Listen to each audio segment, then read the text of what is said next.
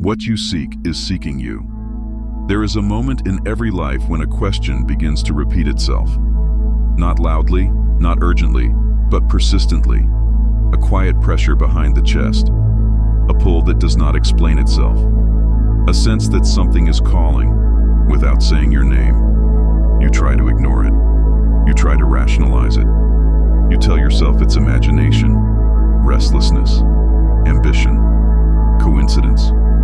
But it doesn't leave, because it isn't coming from outside you. Most people are taught that desire means lack, that longing means something is missing, that seeking means you are behind, incomplete, unfulfilled. But what if that teaching is inverted? What if desire is not a sign of absence, but evidence of recognition? What if the things that pull you are not random attractions, but signals from a deeper memory? What if you are not chasing meaning, but responding to it? Across ancient scriptures, mystic traditions, and spiritual philosophies separated by centuries and continents, the same truth keeps appearing in different forms. That identity exists before expression. That calling exists before awareness. That destiny is not invented. It is remembered. You do not desire everything. You desire specific things. Certain truths resonate. Certain paths ignite. Certain words land with impossible precision. And others, no matter how logical or rewarded, leave you hollow. This is not preference. This is correspondence. There is something in you that knows before you know. Something that responds before the mind can justify it. Something that recognizes itself when truth passes nearby. This is why seeking feels personal. This is why fulfillment feels inevitable, even when delayed. This is why you have always felt that your life is not random. In this series, we are not chasing answers. We are uncovering what has been quietly guiding you the entire time. We will move slowly. We will go deep. We will not rush past the places most teachings skim. Because this is not about motivation. This is about remembrance. If you have ever felt called without knowing why, if you have ever sensed alignment before logic, if you have ever known something was meant for you before you knew what it was, then this is not new information, it is a reunion. Take a breath, let the noise settle, and listen carefully, because what you seek has been seeking you long before you learned how to ask. Recognition comes before seeking. Why desire is the echo of something that already knows you. There is a moment that happens before desire. It is subtle enough that most people miss it, yet decisive enough that it determines the entire direction of a life. It is the moment when something does not feel new, but known. Not intellectually known, not logically understood, but known in the way a voice is known before its words are processed, in the way a presence is known before it is seen. This is recognition, and recognition does not occur randomly. Recognition happens only when something external makes contact with something internal that was already waiting. This is why true desire never begins with hunger. It begins with correspondence. When people say, "I don't know why this matters so much to me," what they are actually describing is not confusion. It is pre-verbal knowing. The mind has not yet caught up to what the deeper structure has already identified. Something has aligned. That alignment is not emotional, though emotion may follow. It is structural. It is the moment when an internal pattern detects its external counterpart. This is why recognition often feels still rather than exciting, heavy rather than loud. Why it arrests instead of agitates. The body may go quiet. The breath may slow. The world may briefly recede, because something has clicked into place, and that click is not the acquisition of something new. It is the return of something familiar. This is why recognition often carries grief alongside awe. Because reunion implies separation. If something feels like it has come back to you, it means it was once absent, or at least inaccessible. And the soul remembers absence more deeply than the mind remembers time. This is the point where many teachings rush ahead. They label this moment attraction, or interest, or curiosity, and move on. But that is a mistake. Because attraction is not the cause, it is the consequence. Attraction only appears after recognition has occurred. You are not drawn towards something because it is powerful. is not subjective. Fit is mathematical. Two structures either correspond or they don't. This is why no amount of effort can manufacture true attraction. You can convince yourself to pursue something. You can discipline yourself to continue. You can even succeed outwardly.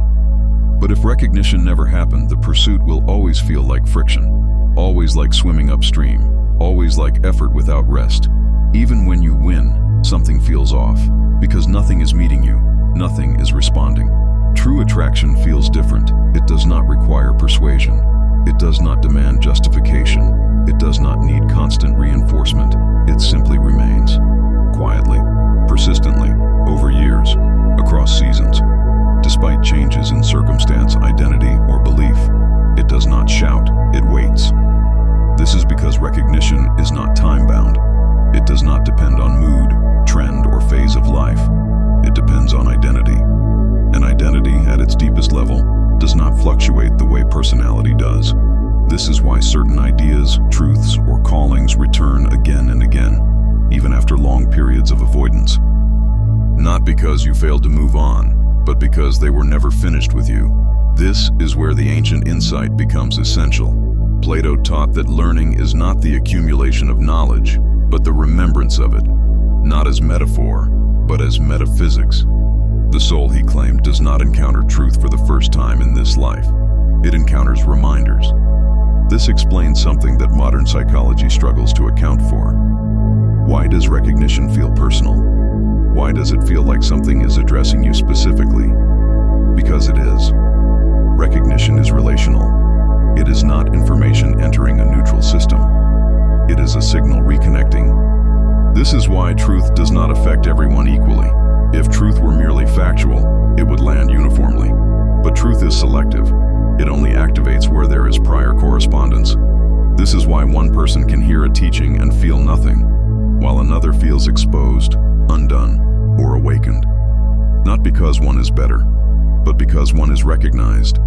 This is what spiritual language tries to describe when it says, "The sheep know the voice."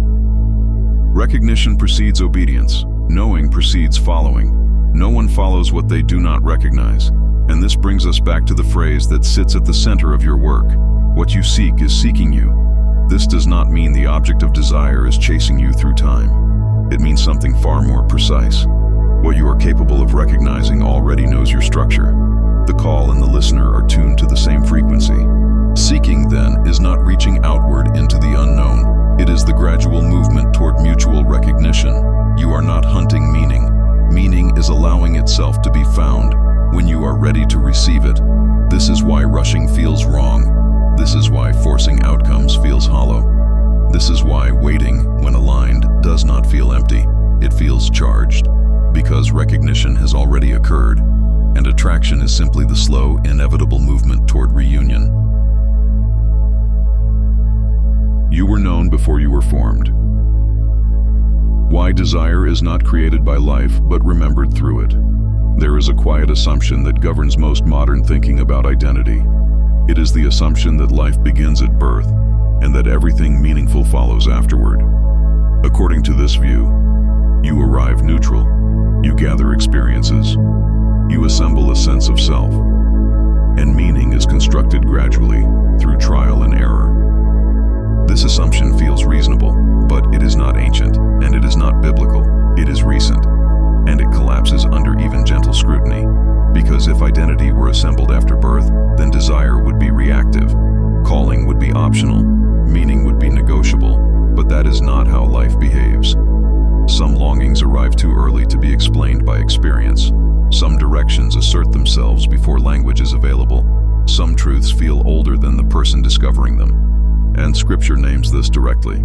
In the book of Jeremiah, God says, "Before I formed thee in the belly, I knew thee." The Bible. This sentence is not poetic encouragement. It is a metaphysical statement, and it reverses the entire order of cause and effect that modern identity is built upon. To be formed is to be shaped in matter. To be known is to be recognized in essence. The verse does not say, "I knew what you would become." It says, "I knew you." Not your potential, not your future behavior, not your usefulness. You. Which means identity is not the product of form.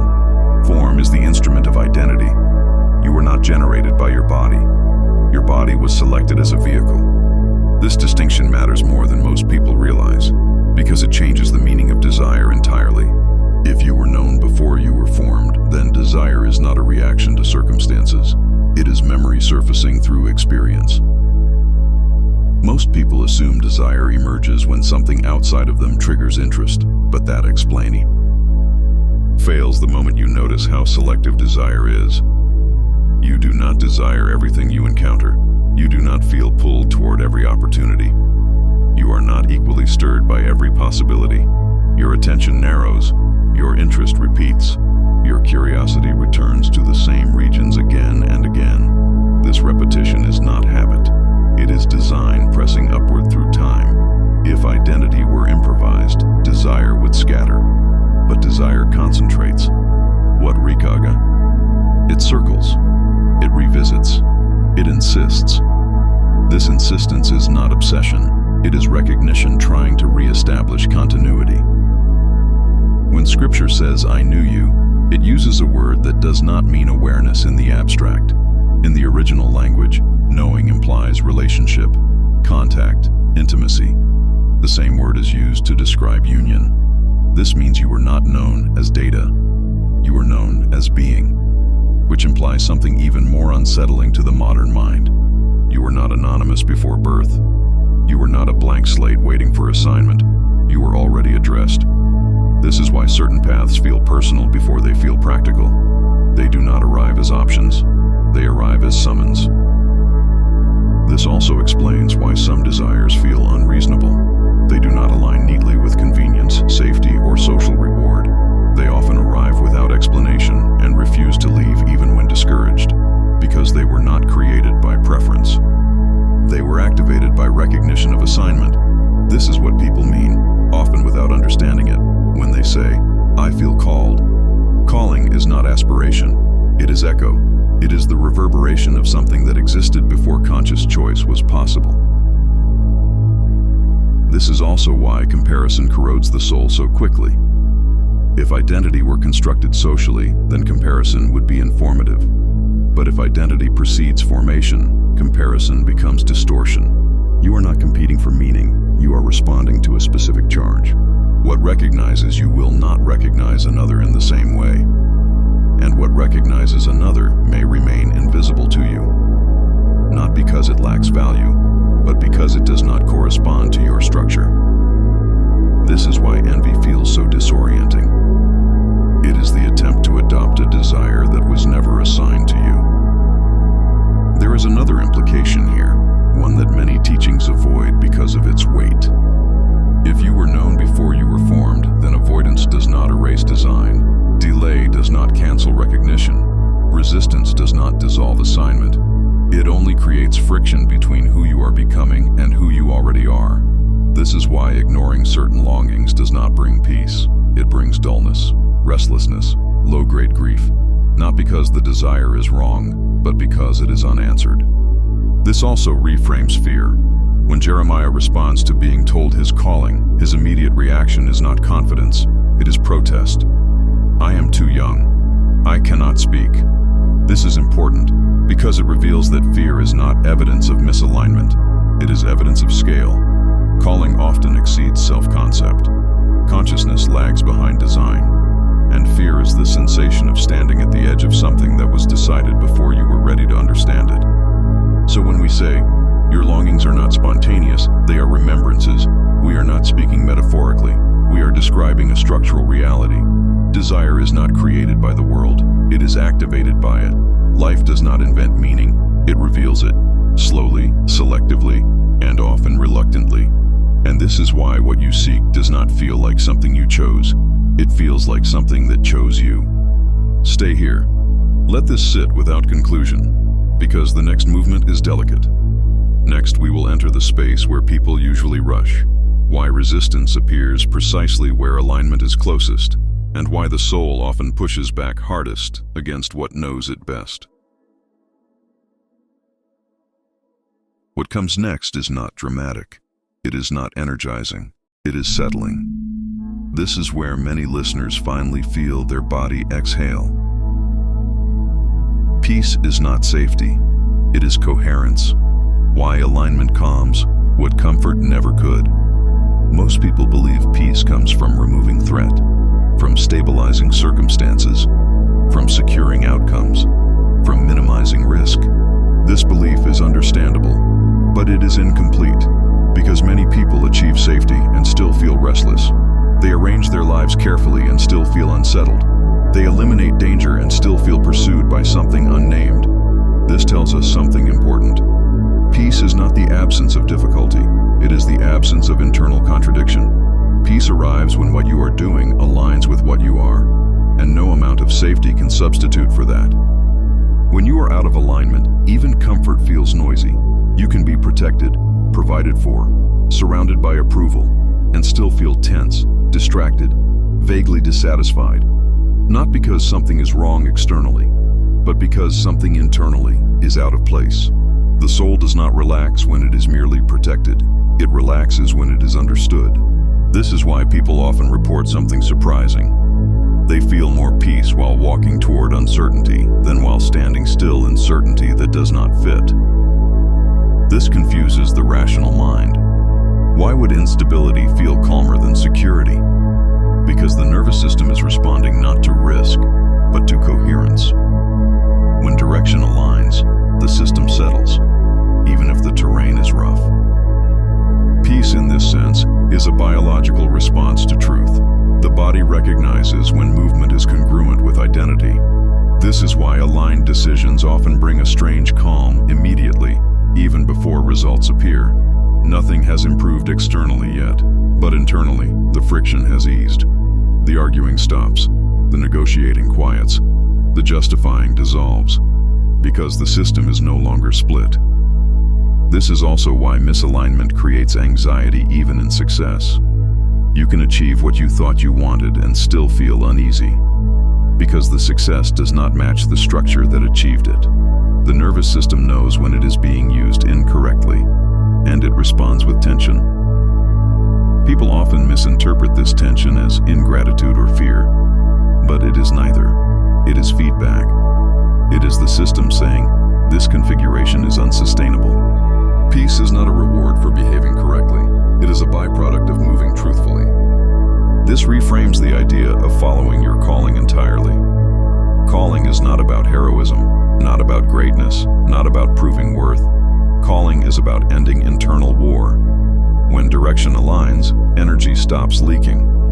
You may still be tired, but it is a clean tired.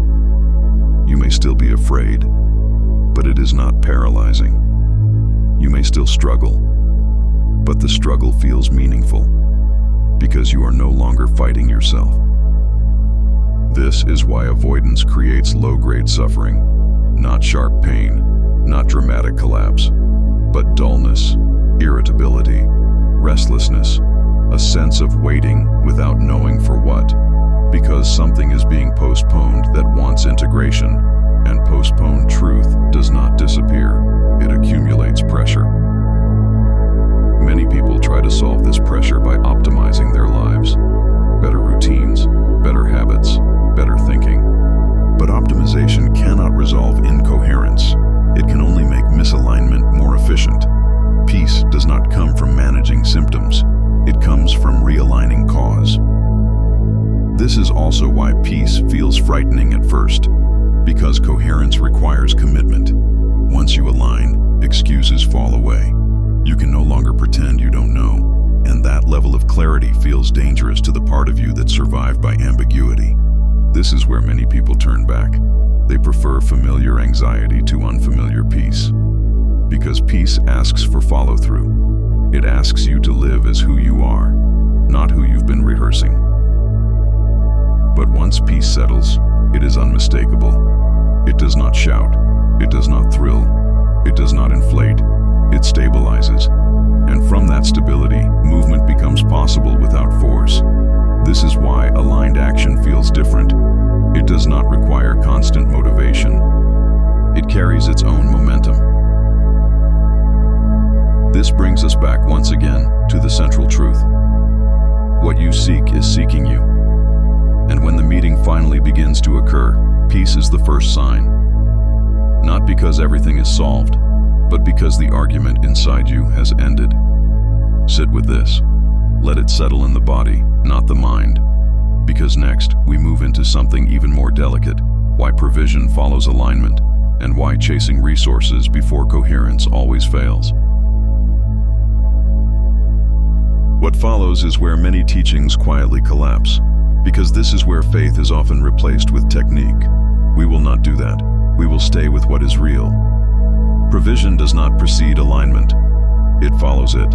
Why what you need appears only after you begin to become. There is a question that surfaces quietly in almost every human heart, even when it is never spoken aloud. It sounds like this: if this path is real, if this calling is true, why isn't everything already in place? Why the lack of resources? Why the uncertainty? Why the sense of being asked to move before conditions feel safe? This question is not foolish, it is honest, and it reveals one of the deepest misunderstandings about how reality cooperates with identity. Most people believe provision should come first, that clarity should arrive, that resources should be secured, that permission should be granted, that certainty should precede commitment.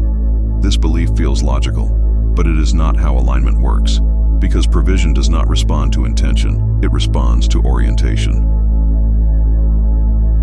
There is a difference between wanting something and moving in its direction. The world does not respond fully to what you say you are becoming. It responds to what you are already reorganizing yourself around. This is why partial commitment produces partial support, and why hesitation keeps doors closed, not as punishment, but as protection. Scripture hints at this repeatedly, but rarely spells it out. Take no thought for tomorrow. Seek first the kingdom. Obedience precedes blessing. These are not moral commands. They are structural descriptions. They describe how reality unfolds when identity moves first. Provision is not withheld because you are unworthy. It is withheld because the system does not yet recognize you as operating within the correct alignment. Reality is conservative. It does not invest in configurations that are unstable. Until movement confirms direction, resources remain latent. This explains why things often begin to appear only after you take a step that feels premature. You move before the math works. You act before the evidence accumulates. You speak before you feel qualified. And then, not dramatically, not all at once, things begin to respond. A connection, a resource, a door, a confirmation, not as reward, but as recognition. Provision is not magic, it is coordination. When you align, you enter a network that was already prepared, but inaccessible until your position changed. This is why waiting for readiness delays provision. Readiness is not a feeling, it is a posture. Many people misunderstand faith at this point. They think faith is believing without evidence. But faith, in its original sense, is acting in alignment before confirmation arrives, not recklessly, not blindly, but coherently. Faith is moving as though the design is real, because it is. This is also why trying to secure provision before alignment creates anxiety. You are trying to extract resources from a system you have not yet entered. It feels like begging because it is mistimed. The system does not know where to route support yet. When alignment begins, something subtle changes. You are no longer asking reality to bend toward you. You are positioning yourself within a current.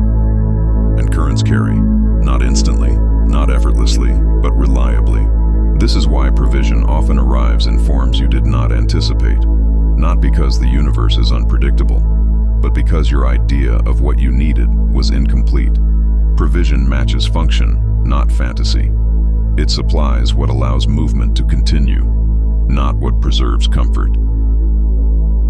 This also explains why abundance without alignment feels empty. Resources arrive, but they do not settle. They increase noise. They amplify confusion. They demand maintenance without meaning. Because they are not integrated into purpose, they are floating. Alignment anchors provision. It gives resources a place to land. And when resources land correctly, they stop feeling heavy. They stop demanding justification. They become tools rather than burdens.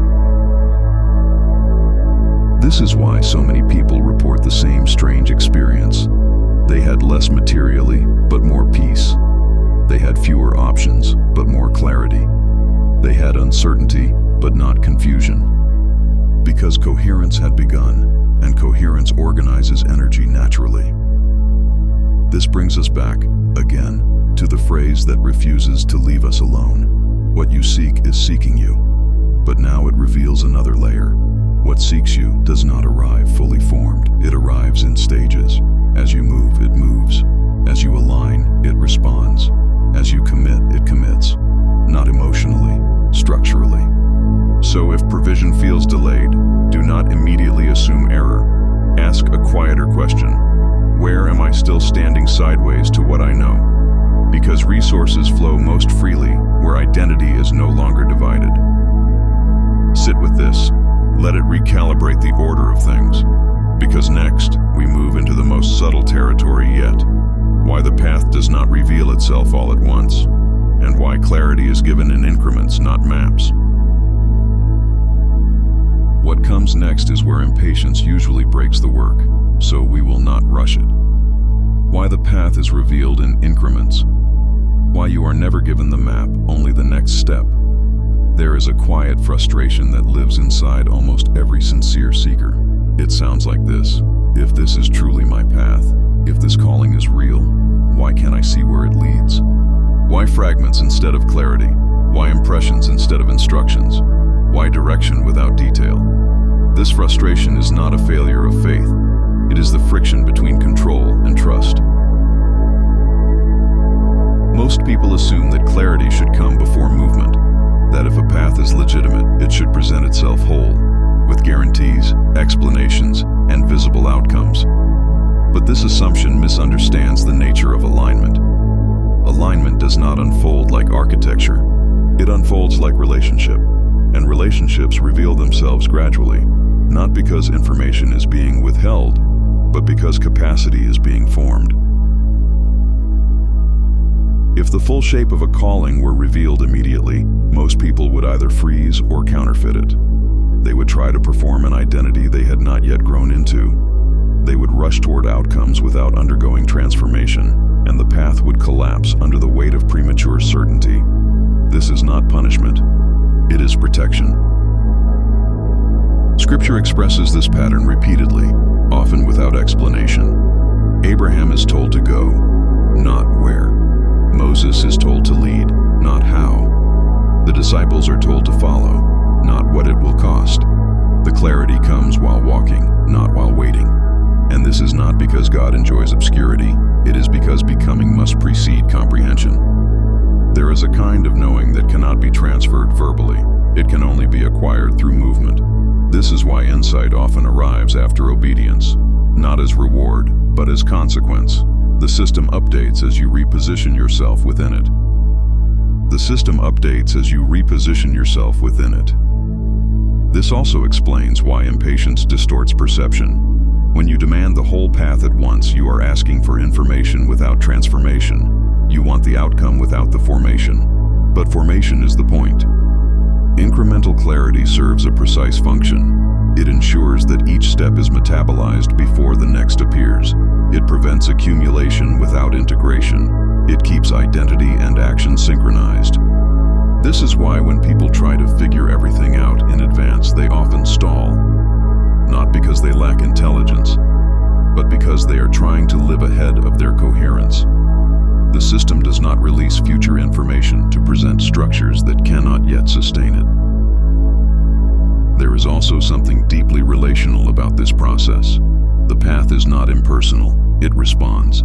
It watches how you move with what you've been given. Do you act with integrity when the instruction is small? Do you honor truth when it costs little? Do you follow through when no one is watching? These moments are not tests in a moral sense, they are calibrations. They determine what can safely be revealed next. This reframes uncertainty entirely.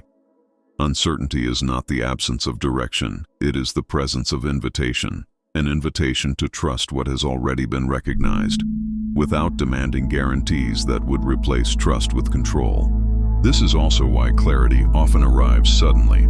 but only after long periods of ambiguity. Not because the answer was hidden, but because you finally stood in the right place to see it. Perspective is positional. When people say, everything became clear all at once, what they usually mean is, I finally aligned enough that the next layer could appear. The clarity did not descend, they ascended into it. This brings us back once more to the phrase that holds the entire work together. What you seek is seeking you. But now it carries a quieter implication. What seeks you does not reveal itself all at once because it is not a destination. It is a process of mutual recognition. As you move toward it, it moves toward you, step by step, layer by layer, capacity by capacity. This is why faith is not about certainty. It is about consistency. Consistency with what you already know to be true, even when you cannot yet see where it leads. Sit with this, because next, we enter the final and most easily misunderstood truth. Why fulfillment does not arrive when you reach the path, but when you become congruent with it. What follows is where many teachings fracture, because this layer cannot be rushed without being distorted. Fulfillment is not a destination. It is a state of congruence. Why arrival never feels like arrival. Most people imagine fulfillment as a moment, a finish line, a breakthrough, a visible accomplishment that finally quiets the ache. They believe there will be a day when the seeking stops because the thing has been found. But this belief is the result of confusing achievement with alignment. Achievement ends, alignment stabilizes, and fulfillment belongs to the second category. When people say, I thought I'd feel different when I got here, they are revealing something profound. They reached a location, but not a state. They arrived externally while remaining internally misaligned. Fulfillment is not triggered by attainment. It is triggered by coherence. Coherence between who you are, what you value, what you desire, and how you move. When those layers resonate together, something unusual happens. The nervous system relaxes, the mind quiets, the hunger softens, not because it is gone, but because it is satisfied in motion. This is why some people feel fulfilled while still building, while others feel empty at the summit. The difference is not success, it is congruence. Congruence means your actions are no longer betraying your nature. You are no longer forcing yourself into roles that fracture you. You are no longer performing versions of yourself that require constant maintenance. You are simply inhabiting yourself. This state feels subtle at first. It doesn't announce itself with fireworks. It often feels like relief before it feels like joy. Relief from inner friction. Relief from self-contradiction. Relief from the quiet exhaustion of pretending. This is why fulfillment is often misunderstood as boredom by those addicted to intensity. Because intensity can masquerade as purpose. But purpose is calmer than people expect. It has weight, not noise. In biblical language, this state is often described as rest, not inactivity, but rightness. The kind of rest that comes when nothing inside you is arguing with itself, when your will is no longer split. This is also why fulfillment does not eliminate desire. It purifies it. Desire stops being frantic and becomes directional. You still want, but you are no longer grasping. You are cooperating.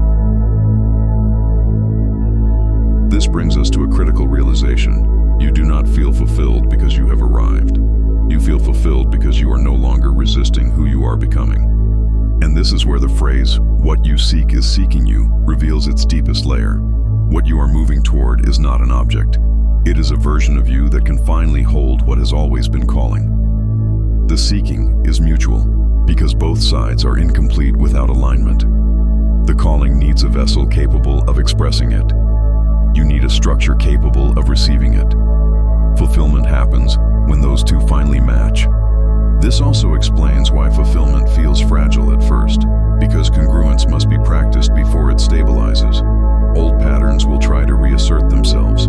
External pressure will tempt you back into familiar misalignment. This is not failure, it is recalibration. Sustained fulfillment is not maintained by motivation. It is maintained by truthfulness. Truthfulness in small decisions. Truthfulness in boundaries. truthfulness in acknowledging when something no longer fits. This is why people who live aligned lives often appear simple, not because their lives are small, but because unnecessary complexity has fallen away. Their energy is no longer leaking through contradiction. And now we arrive at a sobering but liberating truth. You cannot reach fulfillment by chasing outcomes. You reach it by eliminating what fractures you, by refusing to betray your inner recognition for external approval, by choosing integrity over acceleration. This is slower work, but it is real, and it is irreversible once embodied. We are not done. Next, we descend into something even more subtle. Why resistance arises precisely when alignment is near, and why fear often intensifies right before coherence stabilizes. This next layer explains why so many people retreat just as their lives begin to align. Why resistance intensifies when alignment is near. The guardian at the threshold. There is a pattern so consistent it borders on law. When you are furthest from your path, resistance is loud but familiar. When you are closest to your path, resistance becomes intimate. It stops feeling like opposition and starts feeling like you. This is why so many people misinterpret it. They assume resistance means this isn't right. But often, resistance means this is irreversible. Early resistance comes from the world, late resistance comes from identity, and identity is far more persuasive. As alignment approaches, the psyche realizes something before the conscious mind does. Certain versions of you will not survive what comes next. Not die, but dissolve. Roles, attachments, self-images built for earlier seasons. And dissolution feels like danger to the nervous system. The nervous system does not distinguish between symbolic death and physical threat. Loss of identity triggers the same alarms. So when alignment nears permanence, fear intensifies, not because something is wrong, but because something final is happening. This is why fear spikes right before breakthroughs. Not because the path is dangerous, but because retreat is about to become impossible. In mythic language, this is the threshold guardian, not an external monster, but the internal force that asks, are you willing to let go of who you were to become who you recognized? Many people fail this passage not due to lack of desire, but due to misplaced loyalty. They remain loyal to an old self-concept, a familiar struggle, a pain that has become identity suffering when endured long enough becomes known. And the known feels safer than the true. This is why self-sabotage often appears at the final stage, not consciously, subtly, missed opportunities, unnecessary conflict, sudden doubts framed as logic. The mind looks for reasons to turn back. But notice something important. The fear does not argue against the outcome. It argues against the transition. It says, you'll lose people. You won't recognize yourself. You won't be able to go back. And it's right, you won't. That's the point. Alignment is not additive. It is subtractive. It removes what is no longer congruent. And removal always feels like loss before it feels like freedom. This is also why spiritual traditions warn against turning back once you've begun. Not because God punishes retreat, but because fragmentation increases when truth is half-lived. Knowing and not embodying is more painful than ignorance. The fear you feel near alignment is not a sign to stop. It is a signal that you are crossing a line that cannot be uncrossed. The psyche resists permanence. The soul requires it. This tension produces the sensation of being split. One part of you wants to move forward, another wants to preserve continuity, and until a choice is made, exhaustion sets in. Here is the hidden truth few articulate. You do not overcome this resistance through courage. You overcome it through surrender. Courage fights, surrender releases. Surrender does not mean passivity. It means ceasing to negotiate with what you already recognize as true. It means letting the old scaffolding fall, even if you don't yet see the new structure. When this happens, fear does not vanish, but it stops being decisive.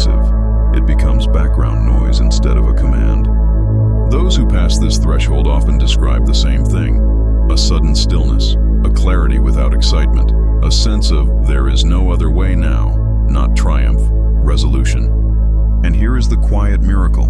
Once crossed, the resistance does not return in the same form. Future challenges appear, but the fundamental doubt dissolves. Because congruence has stabilized, you are no longer experimenting with alignment, you are inhabiting it. And now we approach the deepest layer yet. Why desire itself is not a flaw, temptation, or distraction, but the mechanism by which destiny remembers itself. If you're still with me, get ready. We continue. Deeper still, where language becomes careful and meaning becomes precise. Desire as remembrance, not lack. Why what you want is not what you're missing. Most people are taught explicitly or subtly that desire is a problem, that it arises from deficiency, that it signals absence, that it is a hunger to be controlled, suppressed, or transcended. But this interpretation is incomplete, and in many traditions, inverted.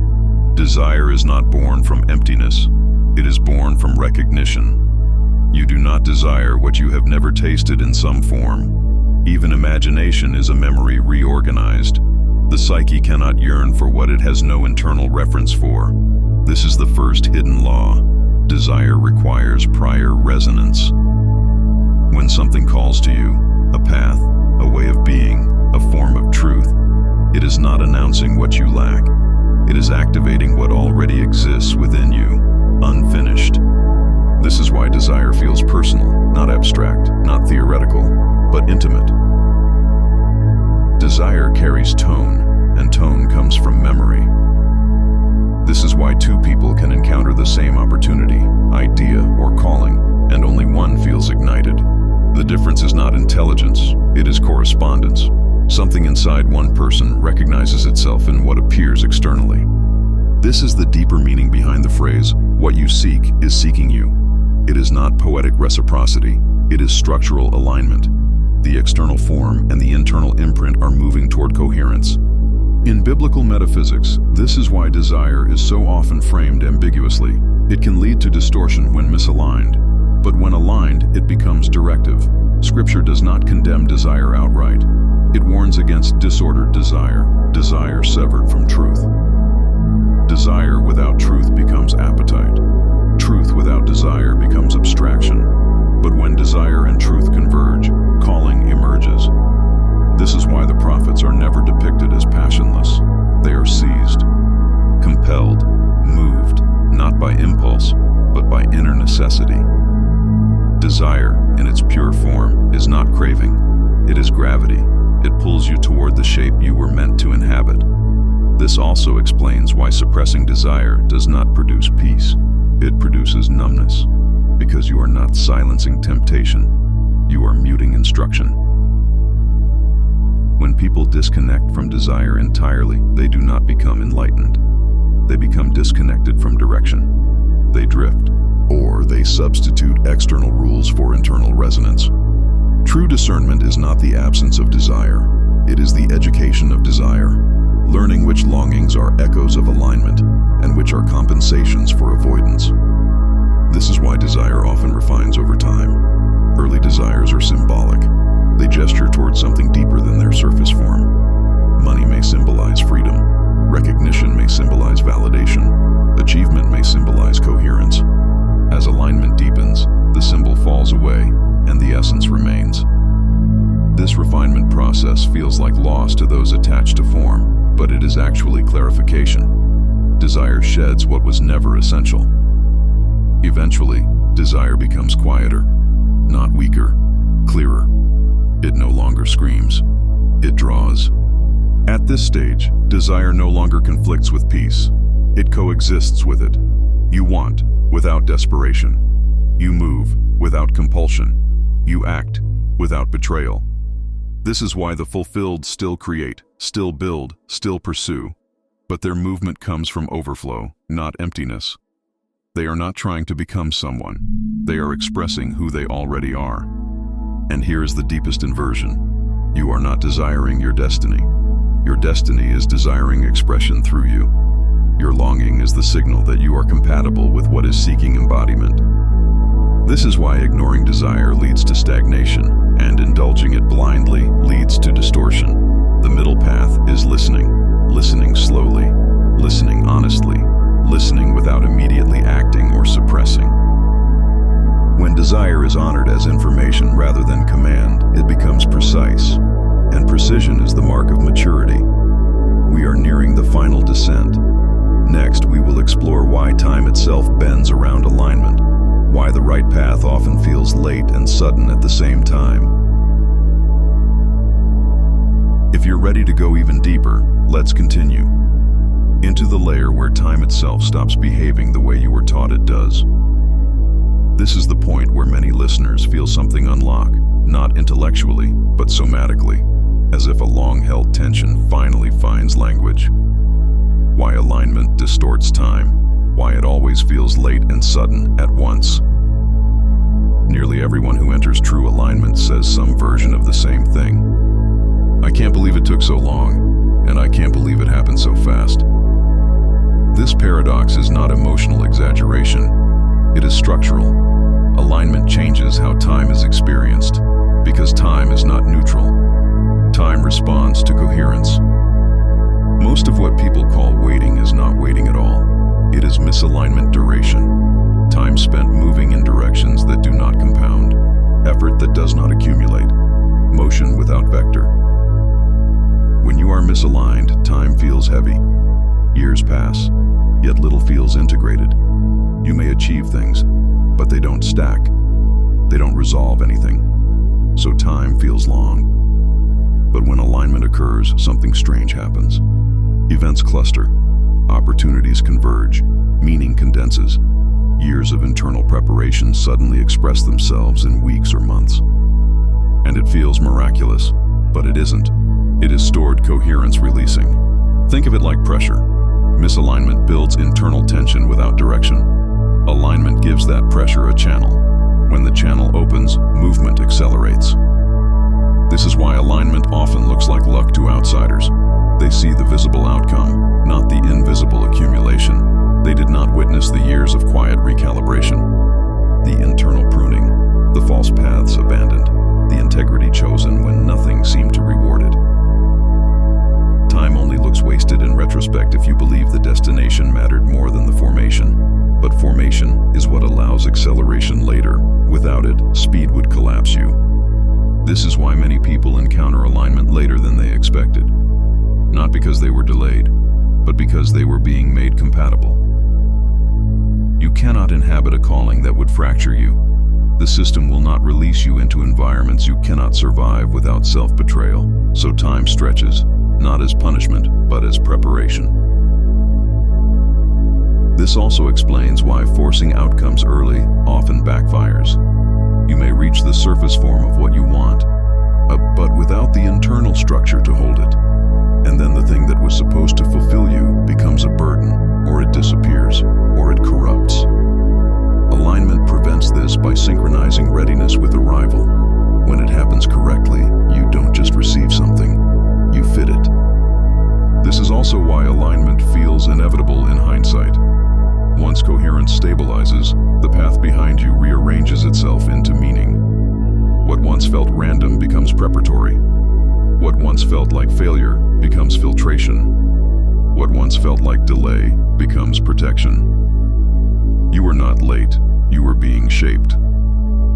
This brings us to a subtle but critical distinction. You do not find your path in time. You enter it, and once entered, time reorganizes around it. This is why aligned people often report a strange calm even during intense seasons. They may be busy, but not scattered. Time no longer feels like it's slipping away. It feels inhabited. And here is the final inversion of this section. The moment alignment begins, the past stops haunting you, because it is finally used. Nothing remains wasted when it becomes integrated. This is why forgiveness often deepens after alignment, not as moral obligation, but as understanding. You see why things had to unfold as they did. Even the pain acquires function. And now, we arrive at the closing descent, the last truth that ties everything together. why recognition itself is the real miracle, and why those who truly see cannot return to unconscious seeking. For the final realization, we continue into the last conclusion. Or this is the layer where seeking ends not because answers are exhausted, but because recognition completes its circuit. Recognition is the miracle. Why once you see, you cannot unsee. Most people believe the miracle is the outcome. The healed body, the fulfilled calling, the open door, the answered prayer. But outcomes are not miracles. They are expressions. The miracle happens earlier and far more quietly. The miracle is recognition. Recognition is the moment when something true meets something prepared. Not learned, not acquired, but remembered. This is why recognition feels immediate. It does not argue, it does not persuade, it simply lands.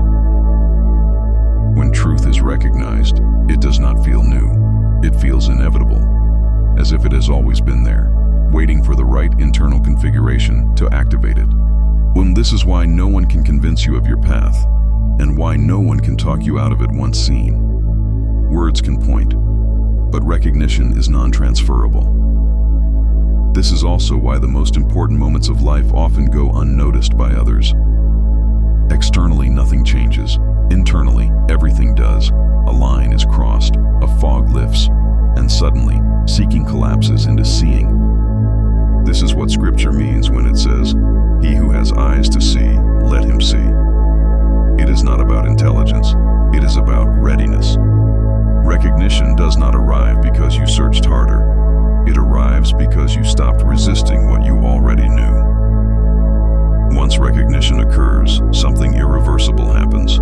You can no longer pretend ignorance. You may delay, you may hesitate, you may even disobey, but you cannot unknow. This is why awakening carries responsibility, not moral burden, but existential weight. You are now accountable to what you have seen, and half alignment becomes painful. This is also why many people unconsciously avoid recognition. They sense, often correctly, that it will cost them something. Comfort, approval, familiar identities. Recognition does not destroy your life, but it reorders it. This is why Christ repeatedly asks, "Do you see?" Before healing, before teaching, before sending. Seeing precedes transformation. Recognition is not passive. It demands response, not immediately, but inevitably. Once recognition stabilizes, seeking changes its nature. You no longer ask, "What should I do with my life?" You ask, "How faithfully will I embody what I already know?" At this stage, confusion does not come from lack of information. It comes from delayed obedience. And peace returns not through clarity, but through alignment. This is why those who have recognized their path often speak less, not because they know less, but because explanation feels secondary to embodiment. They are no longer trying to convince.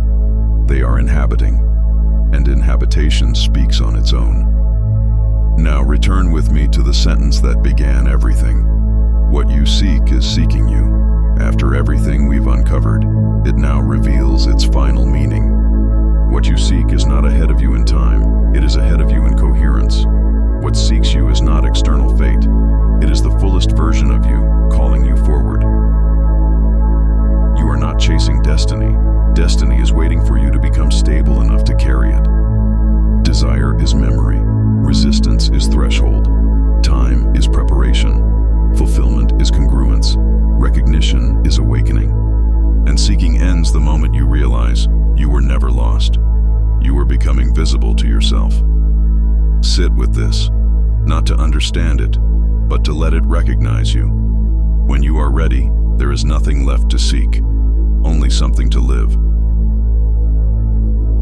Before this ends, don't rush away. Sit with what just moved inside you. Not the words, the response. Ask yourself quietly, what part of this felt familiar before it felt understood? What line didn't just make sense, but made you pause? What truth didn't inform you, but recognized you? Because the deepest moments in this journey were not spoken. They happened in the silence between sentences, in the space where something inside you leaned forward. That pull you feel right now, don't dismiss it. That isn't curiosity, That is correspondence. Something within you just remembered itself.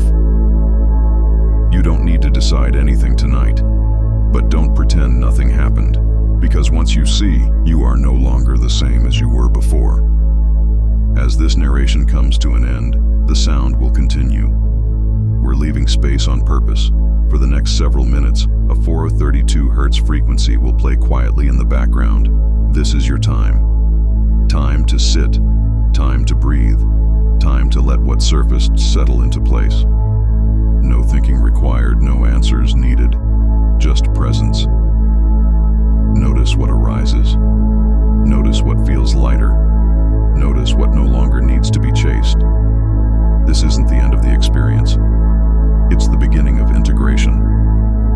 And remember, you are not late. You are not broken. You are not searching blindly. You are responding to something that has been calling you far longer than you realize. If this resonated, even subtly, that matters. Don't forget to like, subscribe, and comment below to let us know how this one resonated with you. We'll see you in the next one. Take this time now and simply be.